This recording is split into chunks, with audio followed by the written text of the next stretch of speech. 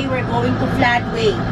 Diyan sa gilid-gilid ng Floodway. Wala, di ko alam kung anong exact location, pero sa Floodway tayo ngayon. And syempre, magpapasalamat muna tayo bago mag-feeding. Syempre sa ating sponsor. Shoutout sa aking yayamaning friend, si Direk Joel Jose ng Daly City, California. Ninong mo yun. Say hi, Ninong. Bagay naman eh. Thank you. At saka kay ang another sponsor natin is si Sid, si Mami Sid. At saka si Sydney, your classmate. So makakasama natin sila mamaya kasi taga dito lang si Sid. And si Direk Joel, syempre nakabalik na ng California, hindi siya nakasama sa atin. Pero syempre, kahit wala siya dito, ramdam na ramdam pa rin natin ang pagmamahal. Ganon. And syempre, pasalamat din tayo sa Wrench Construct Corporation, okay, sa ating sasakyan for today's video. Okay, para mapatuloy natin ang ating feeding. Tinawagan natin si Madam Menchu. Thank you, Mother. Mother. Okay guys, balikan namin kayo pagdating namin sa Floodway. Later! At eto na nga, inahatid na sa atin ng ating mga in-order na pansit. Napakasarap ng pansit na iti. At syempre, with the pansit, meron din tayong pangmalakasang bread. At nakarating na nga tayo dito sa may Floodway at nagsiset up na si Little Plate dahil nakapila na ang mga bagets dito at binibigyan natin sila ng number tab. Try natin kung effective ito para sa mga bawal singit. Charot. Ayan, magtawag pa ng mga bagets. Bilis! And syempre, shoutout na rin natin si Margie. Ayang nakatalikod na siya ang ating contact person dito sa may Floodway sa kanyang mga kapitbahay. Ayan, thank you Margie.